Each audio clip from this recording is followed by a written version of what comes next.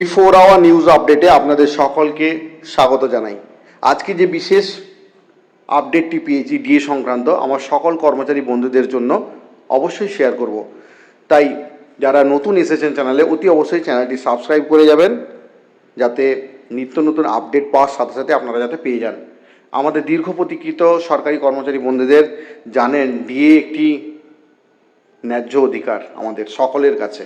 আর এই ন্যায্য অধিকার পাওয়ার জন্যই আমরা কিন্তু প্রত্যেকেই দীর্ঘদিন ধরে আশায় রয়েছি যে কবে আমরা ডিএ পাবো। এটা আমাদের সকল কর্মচারী বন্ধুদের কাছে একটাই দাবি, আমাদের ন্যায্য অধিকার আমরা কবে ফিরে পাবো। এই নিয়ে একটি গুরুত্বপূর্ণ আপডেট উঠে এসেছে, যেটা আপনাদের সকলকে শেয়ার করছি। প্রত্যেকে একটু ভালো করে মন দিয়ে শুনুন। রাজ্যের মামলা খারিজ হয়ে যাবে পুরো 100%, অর্থাৎ 100% ডিএ কিন্তু দিতে হবে রাজ্য সরকারকে। শুনানির আগেই কিন্তু বড় বার্তা। আজকে জানবো যদি সত্যি রাজ্য সরকার, আপনারা প্রত্যেকেই জানেন যে মডিফিকেশন আবেদন করেছে সুপ্রিম কোর্টে, এবং আপনারা প্রত্যেকেই জানেন যে সুপ্রিম কোর্ট এখন বন্ধ রয়েছে, এবং সুপ্রিম কোর্ট যখন খুলবে সেই সময় সুপ্রিম কোর্ট আদৌ সেই মডিফিকেশনটি আবেদন গ্রহণ করে কিনা সেটা দেখার বা সবার চোখ থাকবে সেই দিকে। তো আজকে যে আপডেটটি উঠে এসেছে, যেটা আপনাদের সকলকে শেয়ার করছি, সুপ্রিম কোর্টের নির্দেশ ছিল যে শেষ ডেডলাইন শেষ হওয়ার ঠিক আগে শীর্ষ আদালতে দ্বারস্থ হয়েছে রাজ্য সরকার। আর তবে তাতে শেষ পর্যন্ত রাজ্য সরকারের কোনো লাভ হবে না বলে দাবি করেছেন রাজ্য সরকারি কর্মচারী সংগঠনের কিন্তু নেতারা। সুপ্রিম কোর্টের নির্দেশ মতো 6 সপ্তাহের মধ্যে পঞ্চম বেতন কমিশনের আওতায় বকেয়া মহার্ঘ ভাতার অর্থাৎ ডিয়ারনেস অ্যালোয়েন্সের 25% মিটিয়ে দেয়নি কিন্তু রাজ্য সরকার, যেটা আপনারা প্রত্যেকেই জানেন। এবং সেই সুপ্রিম কোর্টের নির্দেশ ছিল বকেয়া মহার্ঘ ভাতার 25% 6 সপ্তাহের মধ্যে মিটিয়ে দেওয়ার। সেই ডেট কিন্তু শেষ হয়ে গেছে 27শে জুন, এটা লাস্ট ডেট ছিল, আপনারা প্রত্যেকেই জানেন। আমার সকল কর্মচারী বন্ধুরা কিন্তু এই ব্যাপারে সত্যি ওয়াকিবহল, কারণ প্রত্যেকে আমরা দীর্ঘদিন ধরে অপেক্ষায় রয়েছি যে আমরা কবে ডিএ পাবো, আমাদের ন্যায্য অধিকার। আর তার মধ্যেই রাজ্যের বিরুদ্ধে শীর্ষ আদালত অবমাননার মামলা দায়ের করেছে পশ্চিমবঙ্গ সরকারি কর্মচারীর কনফেডারেশন অফ স্টেট গভর্নমেন্ট এমপ্লয়িজরা। সেই আবহে কনফেডারেশনের সাধারণ সম্পাদক মলয় মুখোপাধ্যায় দাবি করেছেন, তারা যে বকেয়া ডিএ পাবেন সে বিষয়ে 100% আশাবাদী কিন্তু তারা। শুধু তারাই নয়, আমরা প্রত্যেক সরকারি কর্মচারী যারা রয়েছি তারা প্রত্যেকেই কিন্তু আশাবাদী যে আমরা 100% মহার্ঘ ভাতাই কিন্তু পাবো। রাজ্য সরকারি কর্মচারীদের কিছুটা ধৈর্য কিন্তু ধরতে হবে, এটা আমাদের কাছে একটা ধৈর্যের পরীক্ষা চলছে। রাজ্য সরকার বিভিন্নভাবে বিভিন্ন কৌশল অবলম্বন করে সরকারি কর্মীদের কিন্তু তাদের ন্যায্য অধিকার থেকে বঞ্চিত করছে। শুধু সরকারি কর্মীরা বললে ভুল হবে, বিশেষ করে পেনশন হোল্ডাররা, তারা কিন্তু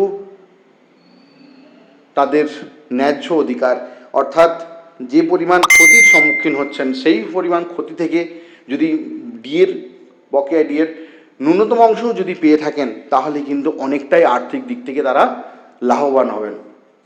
কিন্তু ডিএ মামলার যে তারা ফের জয় পাবেন তা নিয়ে বিন্দুমাত্র সন্দেহ নেই বলে দাবি করেছেন কনফেডারেশনের সাধারণ সম্পাদক মলয় বাবুরা। তিনি জানিয়েছেন, আগামী 14ই জুলাই অর্থাৎ ছুটির পরের সুপ্রিম কোর্ট কিন্তু খুলবে। আপনারা প্রত্যেকেই জানেন সুপ্রিম কোর্ট এখন বন্ধ রয়েছে, এবং 4 আগস্টের 4 তারিখ ডিএ মামলার পরবর্তী শুনানির দিন রয়েছে। এর মধ্যে মামলাটি উঠতে পারে।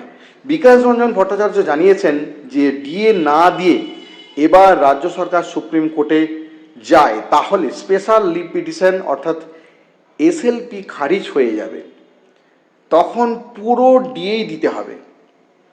তাহলে রাজ্য সরকার যে কৌশল অবলম্বন করছে, নিজের ফাঁদে নিজে জড়িয়ে পড়বে না তো?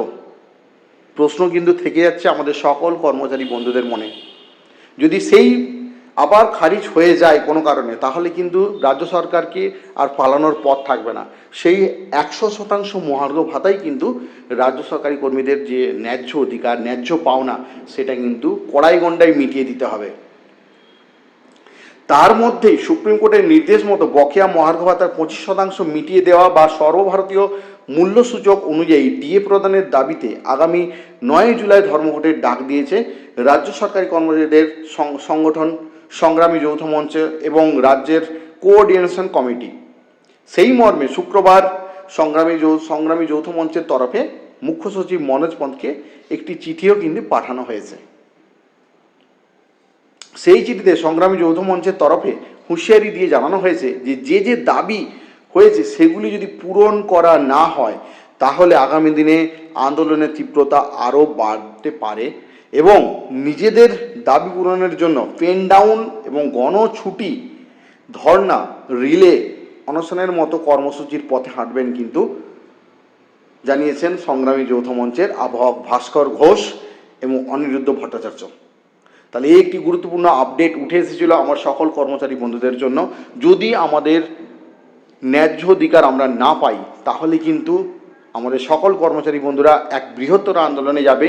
সেক্ষেত্রে যে পরিমাণ কষ্ট করে, যে পরিমাণ অক্লান্ত পরিশ্রম করে সরকারি কর্মচারীরা সরকারি বিভিন্ন কাজকর্মকে সুষ্ঠুভাবে পরিচালনা করে সরকারকে সুন্দরভাবে এগিয়ে নিয়ে যাচ্ছে, সেই ন্যায্য অধিকার থেকে অথচ সেই সরকারি কর্মীদেরকেই বঞ্চিত করছে রাজ্য সরকার, যেটা একদমই শোভনীয় নয়।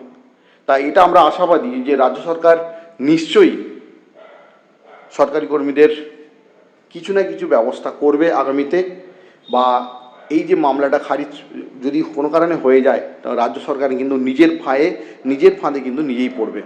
এই একটি গুরুত্বপূর্ণ আপডেট উঠে এসেছিল যেটা আমার সকল কর্মচারী বন্ধুদের জন্য আমি পেয়েছিলাম, আপনাদের সকলকে শেয়ার করলাম। ধন্যবাদ।